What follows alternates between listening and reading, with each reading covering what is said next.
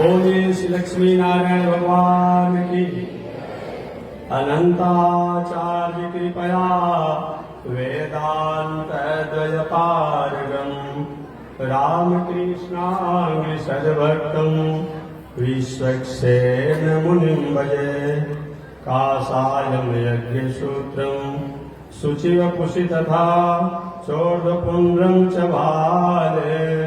यस्यास्ते दक्षहस्ते कलिकुमति गिरीन्द्रेन्द्रवज्रं त्रिदण्डम् संसाराग्नि प्रशान्त्यै वृतजलममलं दारुपात्रं पवित्रं श्रीविश्वक्सेन सूर्य पदकमलयुगं श्रेयसे संश्रयामि।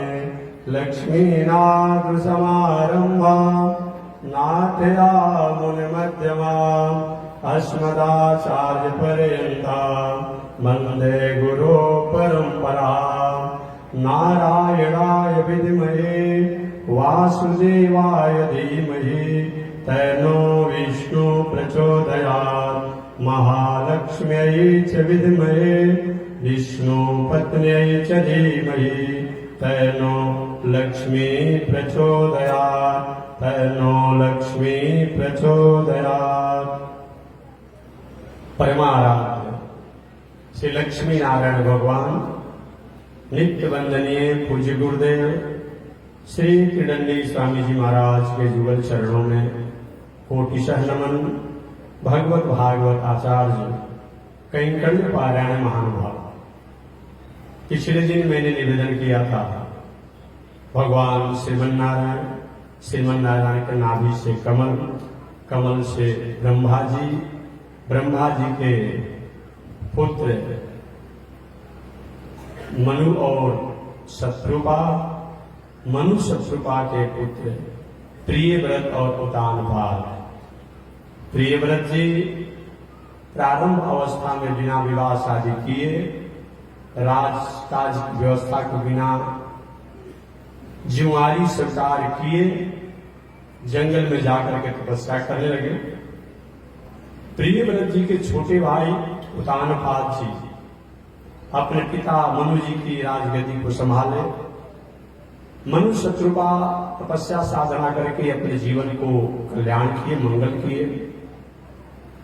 उतानपाद की प्रथम पत्नी के पुत्र ध्रुव जी थे, दूसरी पत्नी के पुत्र उत्तम जी थे, सुरुचि।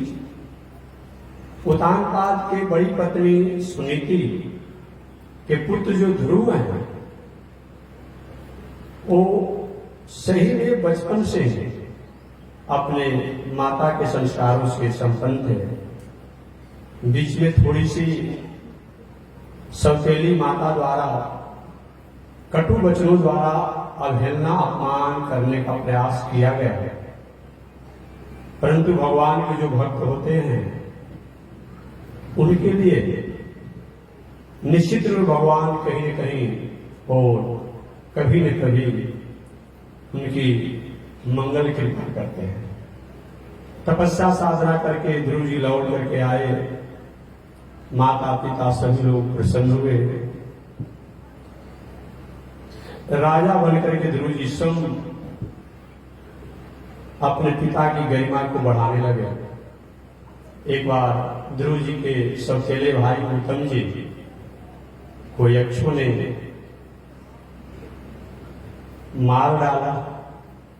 यक्षों से बदला लेने के लिए ध्रुव जी ने यक्ष लोग, कुबेर लोग पर चढ़ाई किया। बहुत से यक्षों का संहार हुआ। मनु जी, ब्रह्मा जी ऐसे प्रवृत्ति के लोग ने यह भावना को जान करके जहां उनकी अपनी दिनचर्या थी, जहां थे, आकर समझाए ब्रह्मा जी, बेटा जो ज्ञानी पुरुष होते हैं, जो भगवान के भक्त होते हैं, अगर उनके जीवन में परिस्थितियां आती है तो परिस्थितियों को अपने झेलने और स्वीकार करने की क्षमता रखते हैं। तितिक्षया करुणया मैत्र्या चाखिल जंतुषु समत्वेन च सर्वात्मा भगवान सुप्रसिद्ध। जिस व्यक्ति के पास प्रतीक्षा होती है, करुणा होता है, दया होती है, मैत्री की भावना होती है और समस्त प्राणियों में मंगल की भावना होती है, उस पर भगवान प्रसन्न होते हैं। तथा आपके द्वारा ऐसा नहीं होना चाहिए। आपके भाई को एक यक्ष ने मारा और आपने यक्ष वंश को नाश करना चाहते हैं, अच्छी बात नहीं है, इसको विराम दीजिए। ध्रुव जी ब्रह्मा जी की बातों को सुनकर के अपने युद्ध को विराम दे दिए। यक्ष के राजा कुबेर जी को बहुत प्रसन्नता हुई और कहे, आपका मंगल हो ध्रुव जी, आपने युद्ध को विराम दिया, आपका मंगल हो। इस प्रकार ध्रुव जी राजकाज की व्यवस्था करते रहे। समय पाकर के ध्रुव जी ने विवाह किया और विवाह के द्वारा प्रथम पत्नी से ध्रुव जी के कल्प और वत्सर नाम के पुत्र हुए। ध्रुव जी की दूसरी पत्नी ईला से उत्कल नाम के पुत्र हुए। समय पाकर के ध्रुव जी अपने पुत्रों को अपने जगह 36,000 वर्षों तक शासन करने के बाद अपने पुत्रों को राजगद्दी पर बैठा दिए। एक दिन भगवान का विमान आया ध्रुव जी के लिए, महाराज जितने समय के लिए आप भगवान ने वचन दिया था उस समय आपका पूरा हो गया, आप चलिए भगवान के लोक में। विमान पर ध्रुव जी जब बैठे तो बैठने के बाद उनको याद आया अपनी माता को। अरे इस माता की कृपा से आज मैं यहां तक पहुंच गया, उस माता को मैं छोड़ करके अकेले जा रहा हूं। विमान के अधिकारियों से महाराज की मैं नहीं जाऊंगा। क्या हुआ? अरे मेरी माता छूटी हुई है, इस माता कृपा से आज मैंने भगवान को प्रसन्न किया, आज जिस स्थिति को प्राप्त किया, मैं विमान पर नहीं बैठ सकता हूं, मैं आपके लोक में नहीं जाऊंगा। विमान के अधिकारियों ने कहा, महाराज भला आप जैसे पुत्र हो जाए और उसकी माता यही रह जाएगी। देखिए आपकी माता जो है वो भी अपने आप में पीछे से आ रही विमान से, देख लीजिए। इसलिए आपको चिंता करने की बात नहीं है। देखिए विमान से आ रही आपकी माता जी। ध्रुव जी को प्रसन्नता हुआ, धन्य है ध्रुव जी कि उस अंतिम स्थिति में भी अपनी माता को याद करते रहे। पुनः एक बार मैं संसारिक बात कर दूं, मैं भी महान भावों से जो भी होनहार हमारे संसार के बालक हैं, बालिकाएं हैं, खूब पढ़िए, खूब बढ़िए, खूब बड़े आदमी बन जाइए। देश का, राष्ट्र का, समाज का, कुल का, खानदान का, परिवार का बहुत नाम कीजिए। लेकिन जिस परिवार और माता पिता ने आपको पहुंचाया, उस माता पिता को जीवन के अंतिम क्षण तक आप उनको भूलिए मत। ये ध्रुव जी द्वारा हम और आपको संदेश प्राप्त होता है। ध्रुव जी के लिए भगवान ने कहा कि कहाँ इनको रखा जाए, तो भगवान ने अपने बगल में ही वैकुंठ लोक जो है, वो वैकुंठ धाम के बगल में ही एक ध्रुव लोक बना दिए और वही ध्रुव लोक में ध्रुव जी महाराज निवास किए और वहीं पर आज भी ध्रुव लोक में ध्रुव जी हैं, जो हम लोग कथाओं के माध्यम से जानते हैं।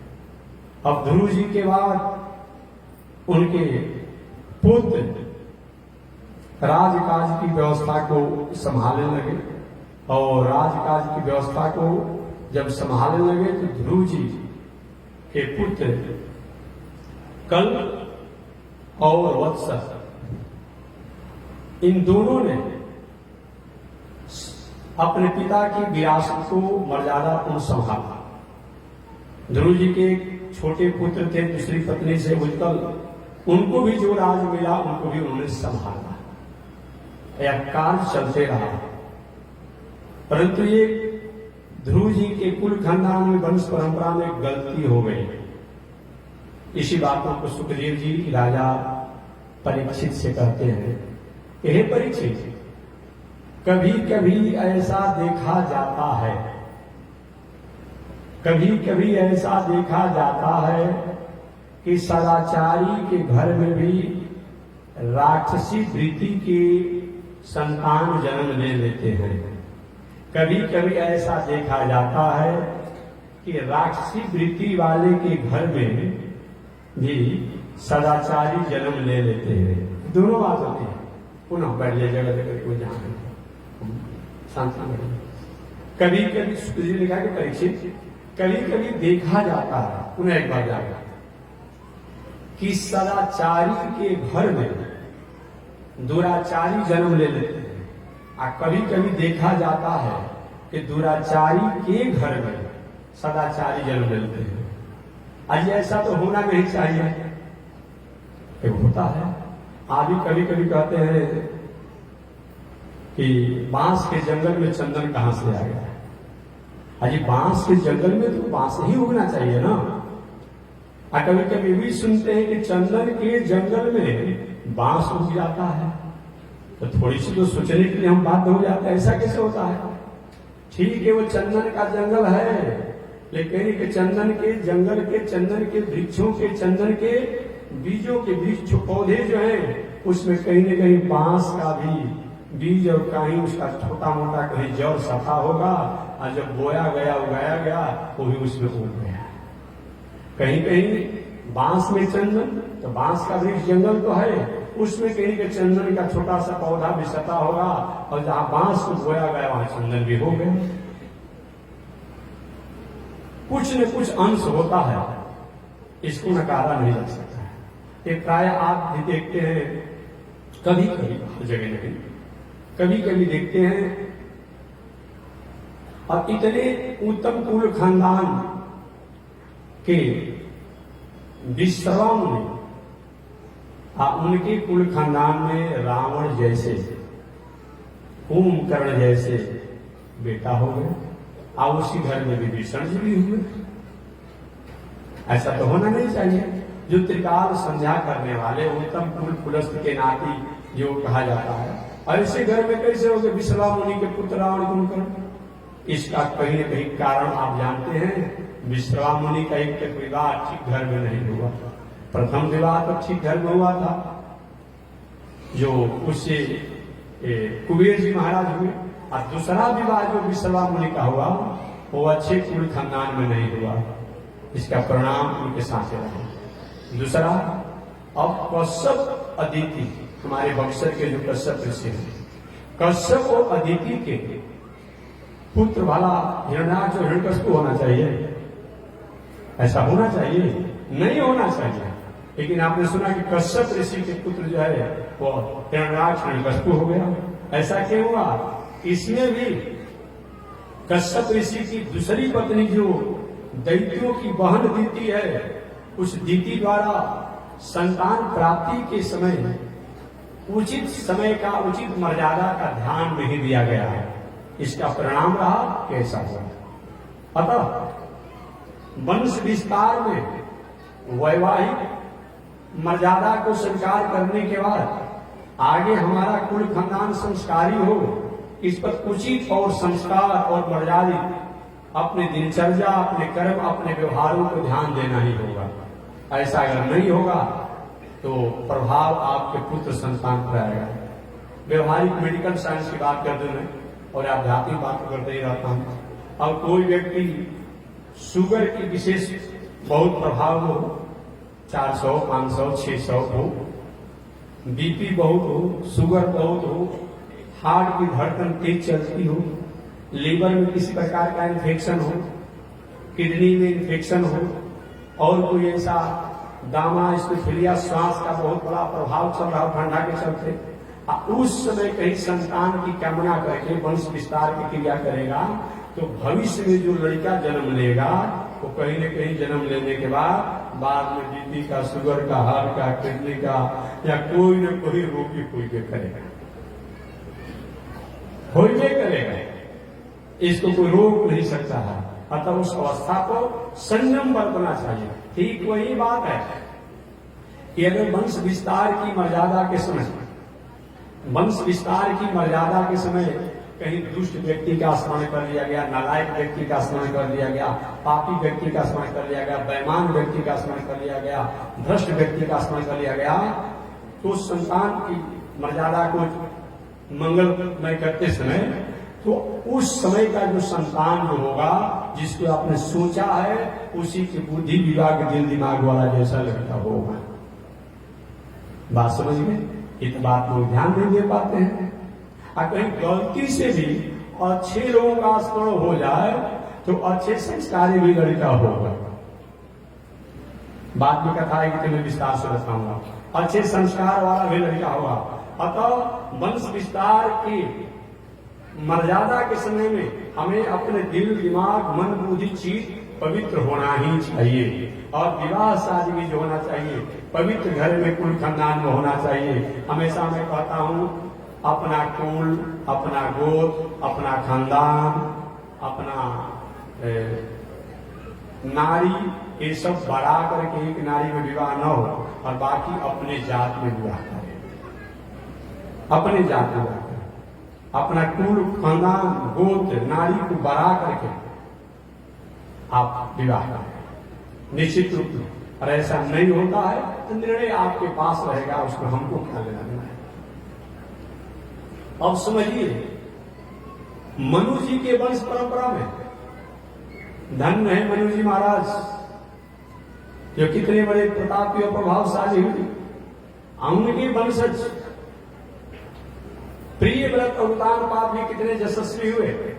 उनके वंशज ध्रुव जी भगवान के कितने बड़े अनन्य भक्त हुए। और ध्रुव जी के वंश परंपरा में एक राजा हुआ। इस राजा का नाम एक राजा हुआ। इस राजा का नाम था राजा अंग। क्या नाम था? राजा अंग। बहुत समय बीतने के बाद ध्रुव जी के वंश परंपरा में आगे चल करके बहुत समय बीतने पर एक राजा हुआ जिसका नाम पड़ा राजा अंग। राजा अंग का विवाह मृत्यु की बेटी, मृत्यु तो एक मृत्यु होती है कि हमारी मृत्यु की बेटी होती है क्या? अरे अभी में भाई मृत्यु लेकी बेटी तो बेटा तो होता ही है। अरे आज अभी आपके बाप दादा है, मर जाने के बाद नाम ही न रहता है उनका कि हमारे नाम भलाकार कैसे हो सकता, उनका बेटा कैसे हो सकता है?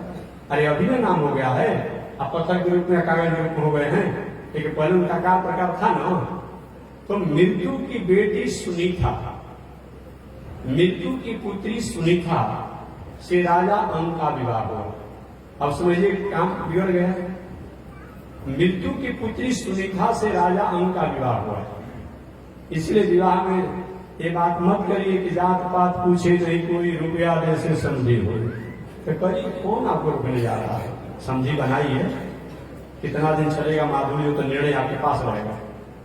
ठीक है, जो भी आपको दान दक्षिणा मिल रहा है उसको ले लीजिए।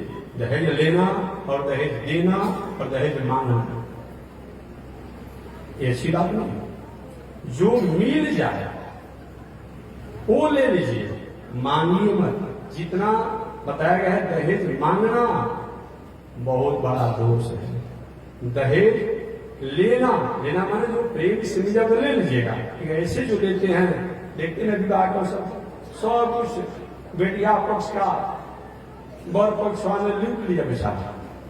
देखेंगे बेटिया पक्ष का बाप जो है मुंह सूखा रहता है कि फिर और कौन सी मांग हो जाएगी।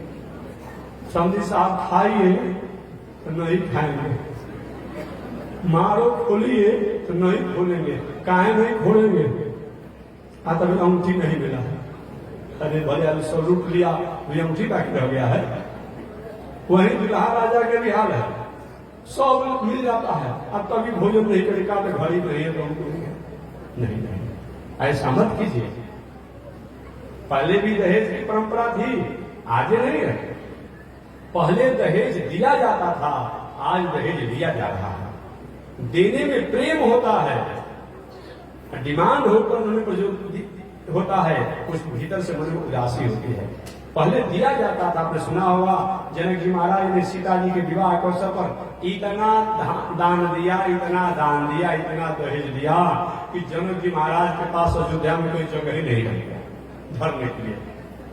इतना दहेज दिया जनक जी ने कि दशरथ जी के पास जगह ही नहीं रहा कि कहाँ इस दहेज के रखा जाए। कौन को क्या हुआ क्या आप जानते होंगे अयोध्या में। और ऐसे नहीं तो एक ढेरी ज्ञान दिया गया मणि का ढेरी ज्ञान दिया गया। बाद में इसकी व्यवस्था किया जाएगा। वही स्थान का आज नाम हो गया मणि पर्वत। क्या हो गया? मणि पर्वत। आज हम लोग अयोध्या में जाते हैं मणि पर्वत के दर्शन करने के लिए। तो जब जनक जी द्वारा इतना दान दिया गया कि दशरथ जी के पास रखने का जगह नहीं था, तो वही मणि को जो दान में मिला था दहेज में, उसको वही ढेरी कर दिया गया था, गांज दिया गया था। वही आज स्थान को जहां पर रखा गया था मणि को, आज मणि पर्वत के नामों से जाना जाता है। दहेज जो मिल जाए वो तो ले लीजिए, लेकिन दहेज मांगना ये अच्छी बात नहीं है, ये अच्छी बात नहीं है।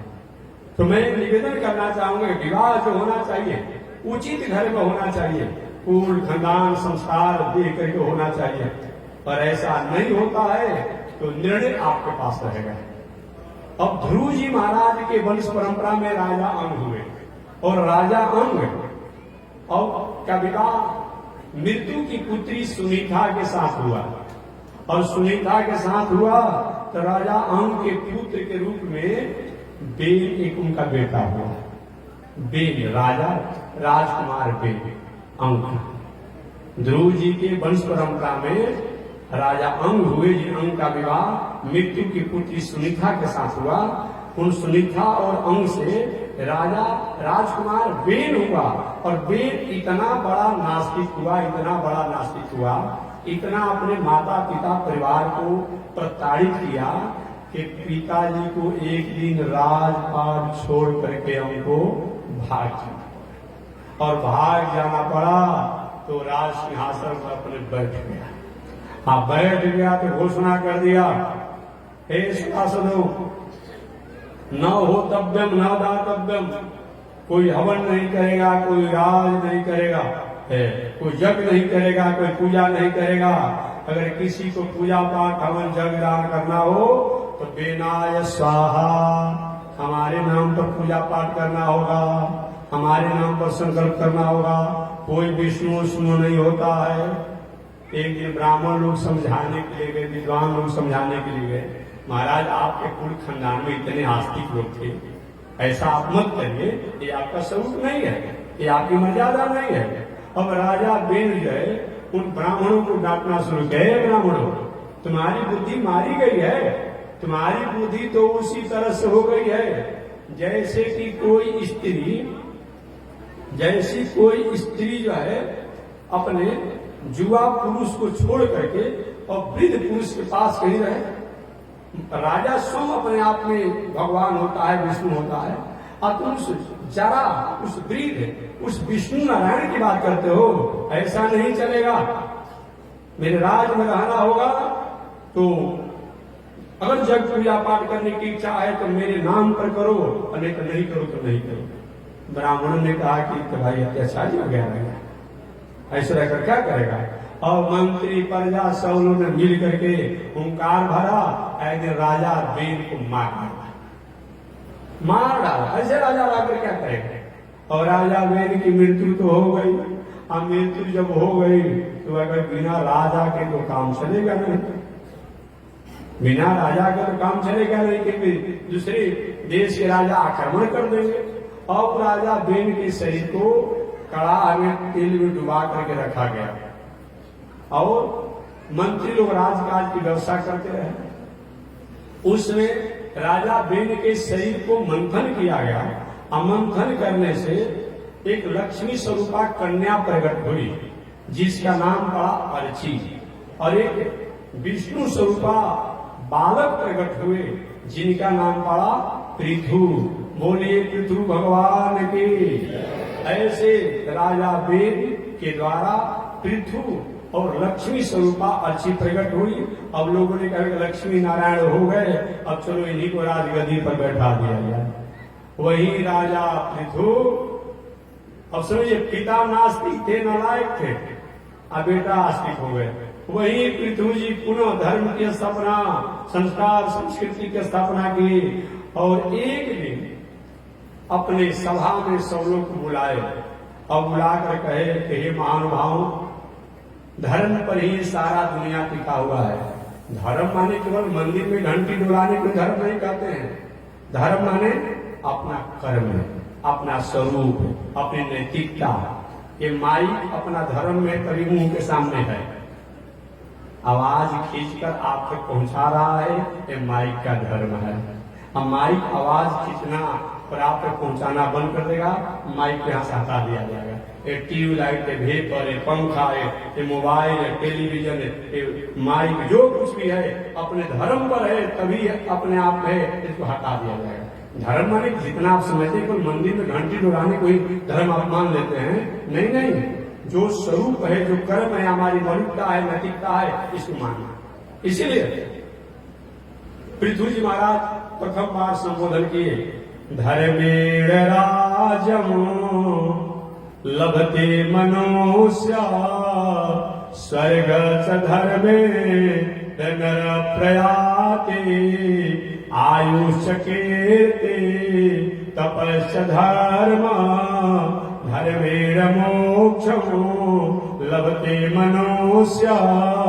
धर्मेण राज्यम, धर्म के द्वारा ही राज को प्राप्त किया जाता है। कि हमारे नास्तिक व्यक्ति भी तो राज प्राप्त होते हैं, भले अभी नास्तिक है लेकिन कभी न कभी उसके द्वारा हुआ है, उसके लोगों द्वारा हुआ है।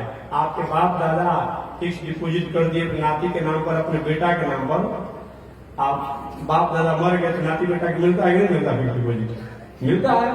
ठीक वही बात समझिए, अगर कहीं ऐसा देखते हैं कोई नास्तिक व्यक्ति है, अब वो बहुत बड़ा चहल पहल में है, तो कहीं न कहीं उसके पूर्वजों का संस्कार है जो आज वो प्राप्त कर रहा है फिक्स डिपोजिट के रूप में। जानना चाहिए। धर्मेण राजम लभते मनुष्य, धर्म के द्वारा ही राज को, पद को, प्रतिष्ठा को प्राप्त किया जाता है और धर्म के द्वारा ही हम मनुष्य को प्राप्त करे हैं।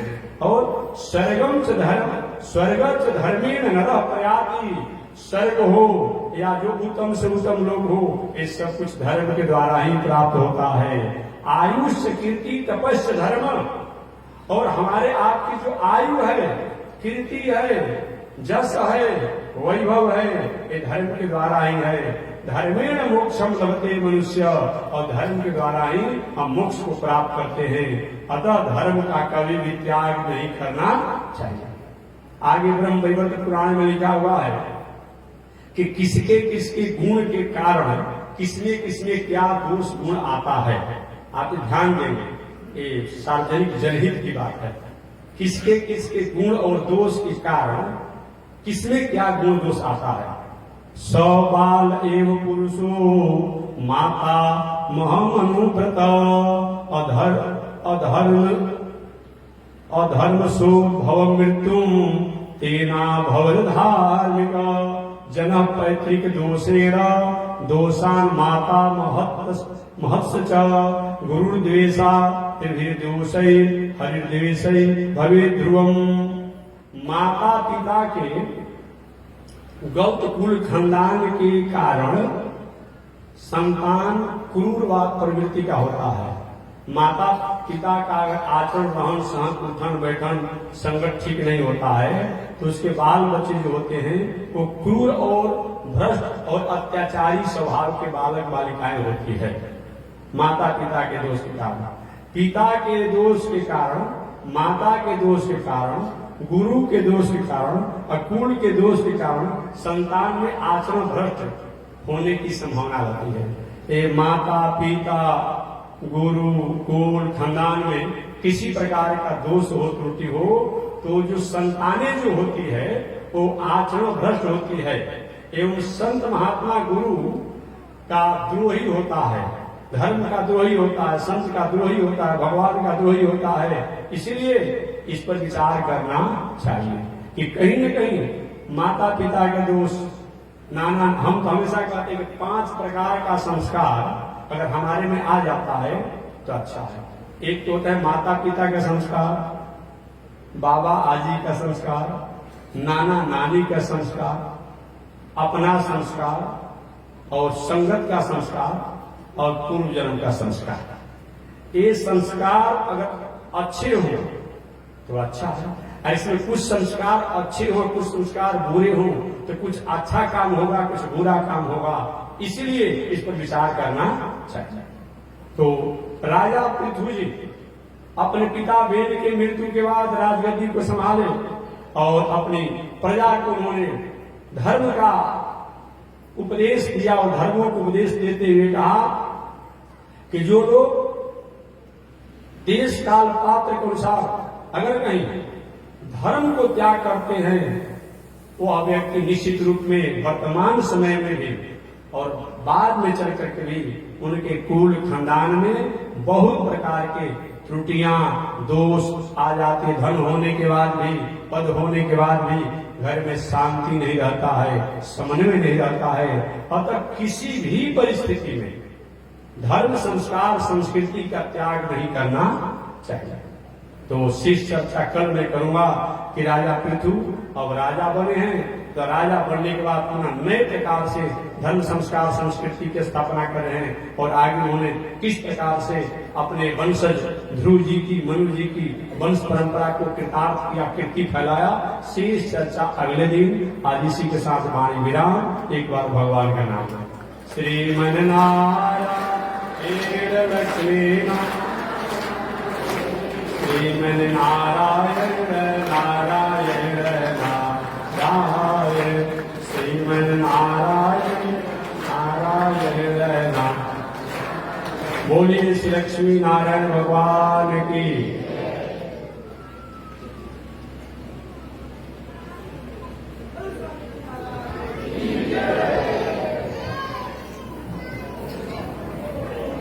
ओम चंद्रमा मनसो जातः चक्षो सूर्यो अजायत श्रोत्राद् वायुष प्राणश मुखादग्निरजायत श्रीशते लक्ष्मी शवज्ञा बहुरात्रे पार्श्वे नक्षत्राणि रूपमस्मिनो व्यातम् कृष्णनिगाणो मयि गाण सर्वलोकं मयि गाण कासायं यज्ञसूत्रं शुचिवपुषितदा चोर्दपुण्ड्रं च वाय यस्यास्ते दक्षस्ते कलिकुमतिगिरीन्द्रेन्द्रवज्रं त्रिदण्डं संसाराग्ने प्रशान्त्यै धृतजलममलं दारुपात्रं पवित्रं श्रीविश्वक्सेन सूरे पदकमलयुगं श्रेयसे संश्रयामि हमरे आदशूद्र चलमतिरसोयाप्त सबगो कृतघ्नो दूरवाणी स्मर परवसो वंचन पर विधंसा पापेश कथमामितो दुर्गजलरे तपारादोत्रेण तव परिचरेयं शरणयो। लक्ष्मी नारायण भगवान की। विश्व वंदनाचार्य श्री त्रिदंडी स्वामी जी महाराज की। हरि ओम। शांति शांति शांति।